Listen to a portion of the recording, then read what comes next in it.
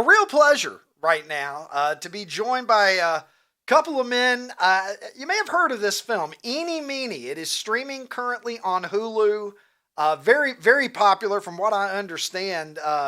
Highly successful with the streaming. You can see here it's a heist movie, but it's a lot more than that. Car chases, lots of good stuff. I got a feeling that if you're into Super 70s and you're into what I do, this movie is going to be right up your alley. So to discuss this and a lot more, my pleasure to welcome to the program the actor, writer, TV producer, all around good guy, Mike O'Malley, and not only the director of Eenie Meenie, but the man who wrote it and conceived it as well, Shawn Simmons. How you doing, fellas?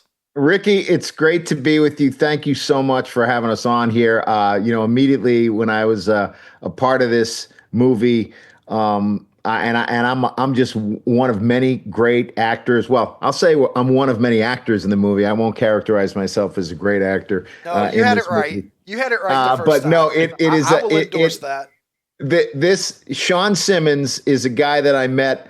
I was a part of his show called Wayne. Wayne is a show which, if you haven't seen it, Shawn likes to describe it as John Wick meets John Hughes. It's fantastic. He wrote this movie, a big movie for 20th Century Fox, $50 million car chase movie. He asked me to be a part of it. I am. And I'm telling you, I knew the minute I saw the film, I said, I got to get on with Ricky because it is inspired by some of those 70s movies that I know that you can talk about at length. But I'm going to hand it over to Shawn for a second because Shawn is he's just done an unbelievable job with this movie. It was #1 streaming on Hulu last week. And it's just fantastic. It's Andy Garcia. It's Samar Weaving. It's yours truly. Steve Zahn, Mike O'Malley. Steve Zahn. Yes, we love Steve Zahn. The soul of the movie, Mike O'Malley. Yeah, man, I bring Mike O'Malley along for whatever I do. He not only is, incredibly funny, I can lean on him to do, any kind of improv, but once he partners up with somebody like he did with Andy Garcia in this movie, it was a match made in heaven. I mean, it's the couple America wanted between those two guys. Him and Andy had so much fun on set. And you kind of wish you could see more funny Andy Garcia after this movie, in my opinion, because he ends up doing something you don't really see him do much. And thanks to Mike, who, brought him along on that train.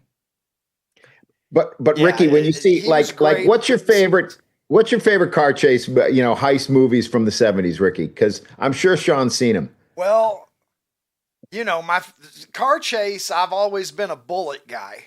Yes. Just so long, and not of the Fast and Furious era. I was thinking about that as I was watching the film. I mean, what's it like as a director, Shawn, to put together a car chase, and how many times do you have to go through it? For me, just as a popcorn guy who's watching this and doesn't really understand how the sausage gets made, what's it like when you put together a really good car chase scene? Because this one definitely has it. Well, this one definitely, you're right. I'm glad you brought up the 70s stuff, because my goal, because I think, as you saw, this is a little bit more grounded in truth and reality and a little gritty like the 70s movies used to be, a little bit more heartbreaking and emotional when in, a movie you probably don't expect it these days. It does harken back to that 70s stuff. And I think in order to buy all that stuff being real, I think, we thought the car chases had to be real. So we got this guy, Paul Jennings, who made the first Jack Reacher movie. And that's one of my favorite car chases the last 10 years. Completely practical. I mean, we didn't have a maniac like Tom Cruise in the car who they were just trying to peel out of the car in that movie and try to get him out of there because he wanted to do everything himself. You can't do that with most actors. We didn't have the benefit of that. But the big thing in our movie, in a practical car chase movie, no VFX as far as, the stunts are concerned. We had to have the actors get in the car and be in the car, and that's what makes people buy into it. So Paul Jennings, who did Jack Reacher 1, came along. We got an incredible team because, unfortunately, we're going through a lot, with the strike, and it was post-pandemic, and a lot of people were available. But to the movie's benefit, we got this dream team that we wouldn't have got before. And we put those kids in the car, and the magic thing about that is there's some guy on the roof of the car in a little pod driving the car, and doing these insane tricks with them in the car. And Samara Weaving, she didn't even know how to drive. It turns out she lied in the interview, and said she did know how to drive, but she didn't even have a license. Wait a minute. She doesn't. She doesn't even have a driver's license. Wow. Well, see, Nope. it's called acting. It's called acting, is what it's called, gentlemen. Exactly. I believed it. But Shawn and Ricky, for your audience, big football fans, Marshawn Lynch is in this movie as one of the big, villains. And Shawn, talk about working with him. Yeah, I had seen Marshawn in a movie called Bottoms, which he was really funny in. It was played a gym teacher, and he made me laugh. There's a lot of humor in this movie. And that guy being the villain, putting him behind the wheel of a giant Lincoln Continental from like the late 60s, he looked like a Mad Max character. It was amazing. And then you find out how funny he is and how warm he is. And the guy just applied his unbelievable work ethic to acting in a way that I was surprised by, but that's the only way guys like that know how to do it, And by the end of it, I mean, you can't get enough of him. Every time I talk to somebody, it's one of the first things they bring up. We're lucky to have him.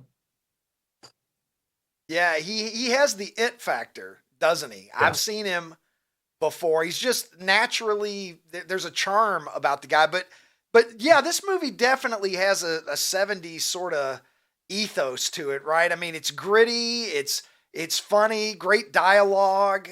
Really does feel like a throwback in a lot of ways. I got to ask, who was responsible? I'm going to give a hat tip here on the Billy Squier. I thought the same thing. The stroke. That was me. Okay, sir. All right. Well, then please accept your flowers for that, because that was a little chef's kiss, I thought. I had to think of a movie that, carried the spirit of that good, dumb fun that John, the character, is. And there's something about that drum beat coming in, that guitar lick, and it just felt like the kind of good, dumb fun we used to have when I was a kid in the 70s and 80s that feels a little less than that around now. You know what I mean?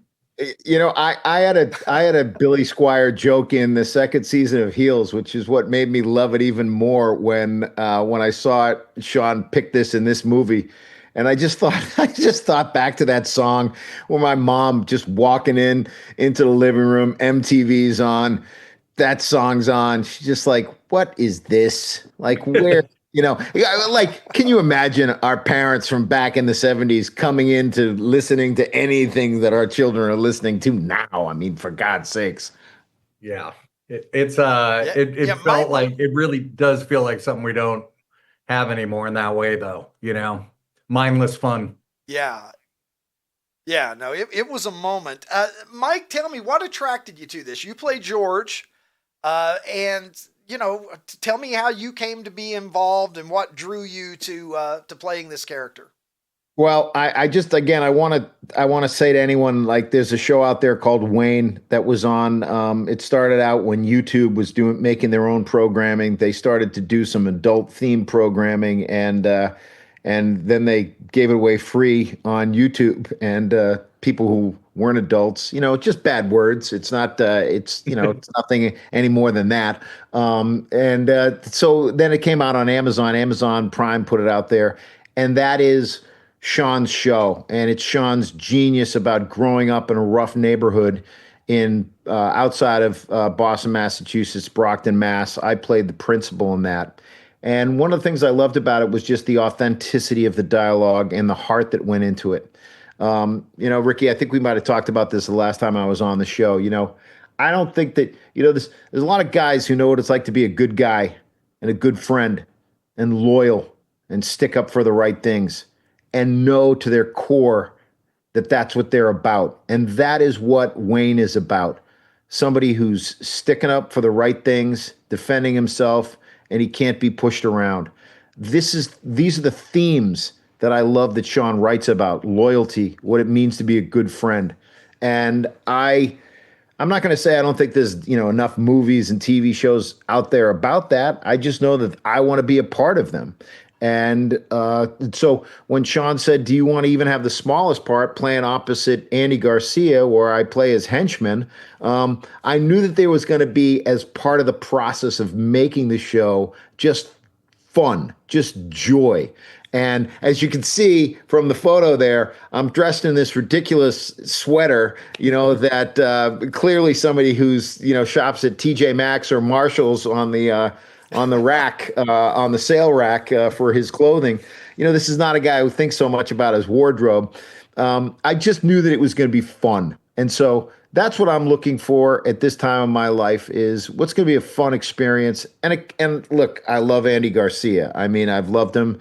I remember his first movie that I saw him in was The Untouchables. I was blown away by it. And to think that I was going to be able to be his right-hand man in this movie, that's why I wanted to do it. To Live and Die in LA. Well, That's the one I watched the other night that I was like, oh, Andy's in this and he's spectacular. Wow, To Live and Die in LA. That's one I haven't watched in a while. I need to go back and watch that. Speaking of movies that are great in this genre. You'll also love the fact that I named the high school Hagler High, Marvin Hagler in Wayne. Oh, very nice. Yeah. He's from my hometown. Nice. Yeah.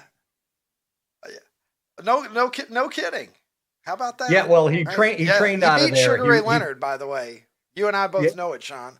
I'm not even going to smile. He totally did. Marvin Hagler won that fight, 100%. Absolutely hosed by the judges. So you got to let me come on when you do a boxing theme. You got to let me come on when you do a boxing thing. That's my main. God. That's my main love. All right, absolutely. I'll be mad at you if you don't. We'll do it someday. Well, look, I mean, the success here speaks for itself. #1 streaming film. People are obviously responding to what you've done, and if it means that you're going to be able to move forward and put out more kind of throwback kind of movies that make you think and are a little bit outside the box of what we see so often nowadays, man, I'm all for it. I wish you guys all the continued success in the world with this one. As you know, we were talking about during the break, it's the Monday Night Football episode here on the program. So I want to get your guys' reflection on this because, folks of a certain age remember what it was like back when it was more than just another football game on TV. And this is one that I actually don't remember that well, fellas. These are the end credits of Monday Night Football back in the late 70s. And I tweeted here, this was basically the holy grail for every kid who had to go to bed at halftime. The policy for both Ronnie T-shirts and myself, our mothers didn't know each other, but somehow mothers all over America knew that halftime was just the time that you were supposed to get your flame retardant pajamas on and get your ass to bed. What are y'all's memories of the classic golden days of Monday Night Football? Well, I just remember, first off, the Patriots were never on it. And so, you had a tweet that you did about Monday Night Football when they announced John Lennon's death. And I remember that day. I remember hearing that news and, leave it to the Patriots to be on Monday Night Football. They were probably on it maybe 3 times, my entire childhood. And that was one of the times that they were on there. What's funny, Ricky, is that I was recently asked to audition. I got an audition for Howard Cosell. I don't know what they're doing. They're making a show about Monday Night Football. Yeah, seriously. And I'm like, first off, I was like, what am I got to get on Amazon and get a Howard Cosell wig? I don't even know how I do the voice. I'm like, it's not a bad start, Mike. I'll be honest, you're in the ballpark right there. To think that I've got. Are you into this? No, I'm not. I mean, listen, I'm just. Damn it. Look, I'm not Rich Little. I'm not like Frank Caliendo. and you know what I mean? I'm not even like, I'm like an Irish Catholic kid from New Hampshire. I'm like, Howard Cosell, and that'd just be a bad imitate. Like if I was in the cast, if I was one of the 18 cast members, I don't know about you, Shawn. Yeah, no, it wasn't Yeah. terrible. You're not making a good case for yourself right there. I know. I'm wanting this more and more every time you open your okay, mouth. maybe I will. Maybe I'll go get that looks like Spock's hairdo from Star Trek. I'm gonna go get it. Yeah, it does look like it comes off. Like it's a Lego man. He looks like he's like related to the Slee Stacks there. One of the things that this is the thing that really stood out to me is when you heard him say, this is only a football game, when he started making the little speech about John Lennon's death. And coming from Massachusetts, and I'm sure this is the case for many other places, but especially New York and especially Boston, to be reminded of that, this is just a football game in a place where we don't know how to forget that.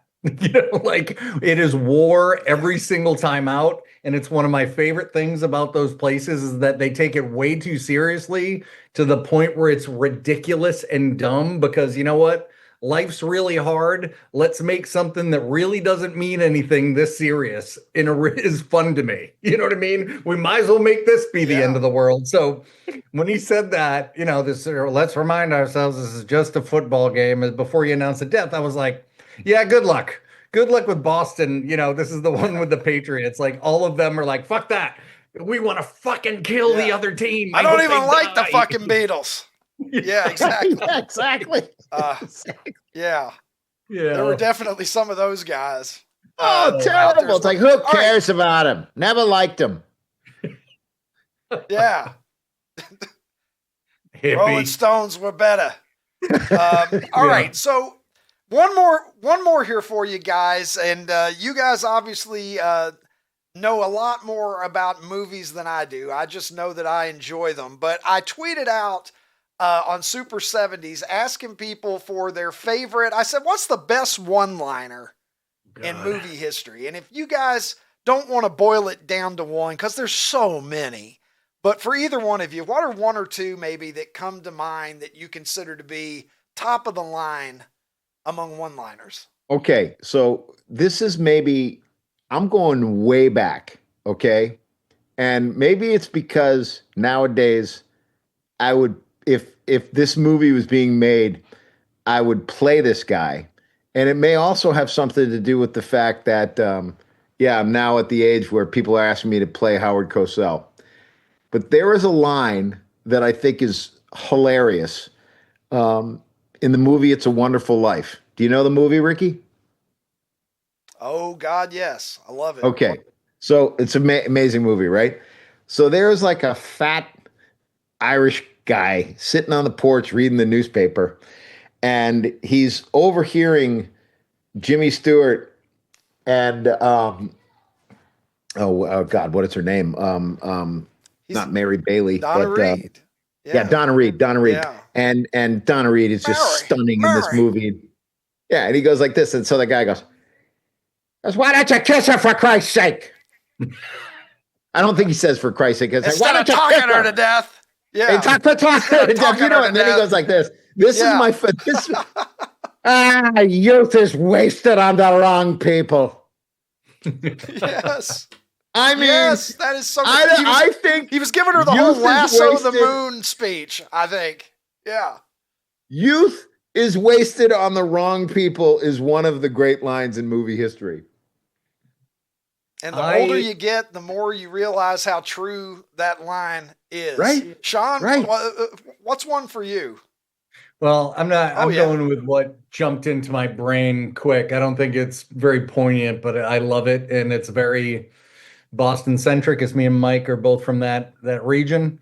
In the town, the "Whose car are we taking" line. I don't know if you guys remember that line, but Ben Affleck gives this whole speech about how they're going to go somewhere, they're going to hurt some people. He can't ask any questions, blah blah blah blah blah blah blah, and his friend replies, "Whose car are we taking?" And that's it. It's my favorite line in that movie. In the Whose car are we taking? What's yours, Ricky? Good stuff.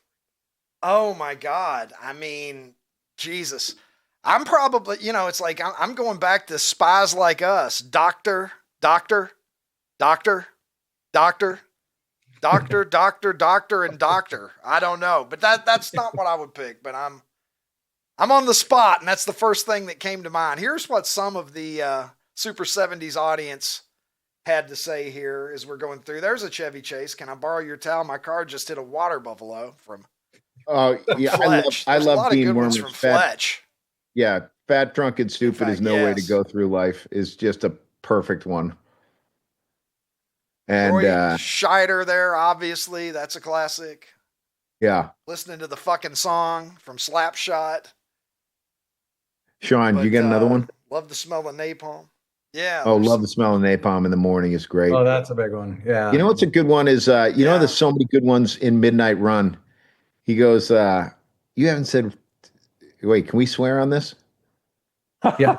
We Oh, already have. fuck yes, you can. Okay, when Yeah. Charles Grodin goes, you haven't said two words to me the whole trip, and and and what does he say? No, what does he say? He's like Robert De Niro goes, shut the no. What is, I'm blowing the line. Oh God. Anyways, The apartment, I mean, these aren't Midnight Run has a those- million great lines. oh my God. I got to go But I back. mean, That's another one I need to go back and watch. You guys are filling up my queue of movies that I need to see again. Some good suggestions here today. it's not as snazzy, but I always think about the movies that my favorite movies. And, The Apartment is one of the greatest movies of all time, in my opinion. But that last line where he's making that speech to her is like, I think I might be in love with you. And she says, just deal. And deals the car. It's always those treacle cutter kind of things where someone's trying to say something sincere and the other person, like the first quote you brought up. Those are the Yeah. best ones. Well, you know what? That's funny. What Sean just said, Ricky. In the lingo of Hollywood writing, but especially comedy writing, when there's some the treacle, it's called a treacle cutter, and it's really how do you undercut what is treacly piano from the old movies. Oh, we're trying to signal to everyone that this is an important moment. How do we undercut it with a line? Um, a classic one would be from Jerry Maguire, where Tom Cruise is just going. He's just spilling his heart. He's telling her it's this monologue that's almost Shakespearean in its complexity and it's his emotion, and she's just like, "You had me at hello." It's like Yeah. great Yeah. line, Yeah. right? And one of the things that I love is that I went out to see both the premiere and I went to just this past weekend to see a screening of Eenie Meenie in a crowd. And seeing those car chases on a big screen and being with people really reminded me that when you're watching a movie with other people, you're enjoying what they're enjoying. You may not be laughing at all the great lines because you're thinking about something else, or you're watching and then you laugh and then you think about it a different way. I miss being in a group of people watching these movies, and that's the spirit of what this movie was. I mean, I had the same Yeah. feeling It about when definitely you comes started through. Yeah. Monday Night Football. I mean, there were only 10 things on.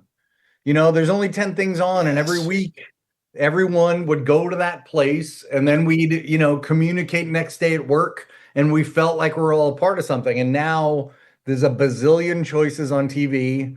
We're not going to event TV anymore the way we used to. I'm not sure kids are talking the same way about the Monday Night Football game the way they were before. That I miss I that. can't find half the games nowadays, Right. Oh guys. my. Where is it? Is it streaming? Is it on cable? Is where And is not, it? Is the you first can't challenge? find them, and you can't. This is something the tech companies in Hollywood has to figure out. You can't even flip in between things anymore. So say like you're coming up to baseball, right? So it's coming up to this period where you're going to be watching games. You want to flip in between stuff, but Shawn, one of the things Ricky and I were talking about that the last time I was on was just this shared monoculture. So he can say, Billy Squire, you can put that in a movie. He can be like, he can remember where he was when that song came out, right. laugh about it, love it. I worry that that's gone now, Well, that's Yeah, kind of what I was talking I about think with so. Yeah, movies and yeah. events. I think it's hard. Yeah, no, I was I'm just going sorry. to say sorry. I was just going to say, people say to me, well, 40 years from now, somebody's going to be doing super 2020s or whatever. And I'm thinking, no, not so fast. I don't think it's going to hit the same way because Mike, you're right. Everything is so fractured now, and options and choices are great. But how many times have you had somebody come up to you and they're raving about some TV show or they're raving about some movie they've seen, and you're not even aware that it exists? You're not Much even aware less this exists, you haven't and seen it.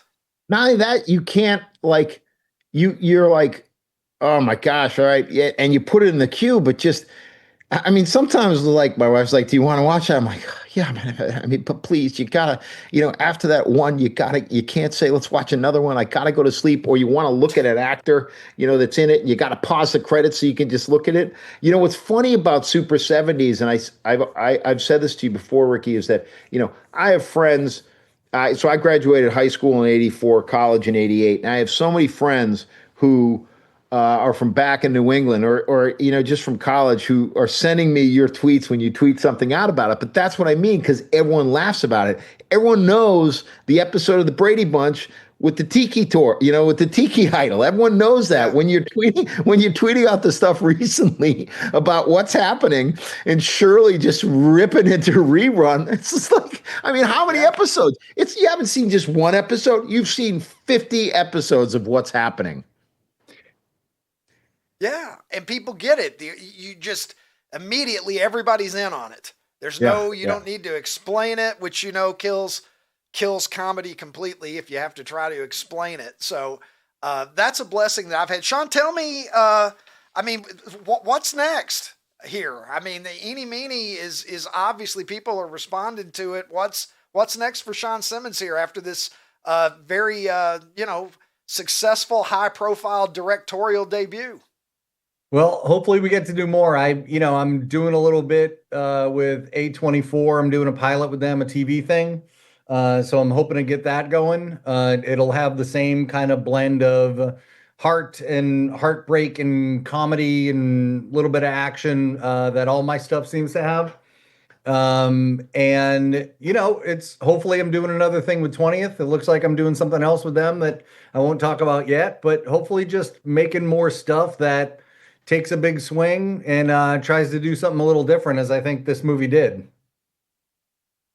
Well, I've been educated here listening to Mike talk about Wayne. I'm going to definitely go back and investigate that based on how much I enjoyed Eenie Meenie. And Mike, before you go, I have to give you the greetings of my 15-year-old and 17-year-old daughters who, of course, as I told you last time, they're big Gleeks. So I can't let you being on the program pass without telling you that Katie and Sabrina send you their best regards. Tell Katie and Sabrina I said hello. And, as my kids are getting older and we're going through the house cleaning phases, I'm going to find some Glee stuff. Don't tell them. I'm going to send them I'm going to surprise them with some Glee stuff. That would be amazing. Yeah. Amazing. They would Ricky, I can't thank you enough for having Shawn on, myself on. I know there's a lot of people want to come on and talk to you about the different things that they do, but we're really proud of this movie. And we also think it's just it's a movie that just it's a fun movie. Like I said, it's about loyalty. It's about what to do when you're in a tough situation. It's about how to be a good friend. And the consequences of doing those things. You can't really see their faces so good on the poster, but Steve Zahn, who everybody loves, and Andy Garcia, but Samara Weaving and Carl Glusman are the stars of this movie. And I actually think when we look back on their careers, this is going to be the start of massive, massive movie careers for both of these people. They're both incredible in it. Well, it is a damn good time. Yeah, it's a damn good time, guys. Streaming on Hulu, Eenie Meenie. Watch it, by God. If you have Hulu, watch it. If you don't have Hulu, get a free trial and watch it. Is what I would say. Shawn and Mike, on Disney Plus. Yes, Disney Plus as well. So there you go. Hey, absolute pleasure, guys. I could go on forever with you, but I know you got things to do. But definitely, Mike, I want to have you back on. And Shawn, love to have you back on anytime, my brother. I'll come on anytime. Do that boxing-centric story. I'll come on. Ricky, love your show. Love your show. Yeah. Whenever somebody's sick one day, you just call me up. I'm ready and willing. I'm able to come on. We'll talk about everything. We'll especially talk about Ohio State's coach Ryan Day from New Hampshire, which we talked about before. Okay, off camera. Okay. By the way, where we filmed you're Eenie on, my Meenie, friend. Ohio, we filmed it in Cleveland. Yeah, we filmed in Cleveland. Yeah, exactly. There it Okay, is. thanks, guys. T-shirts. Cleveland. All right, we'll see you. All right. Thank you.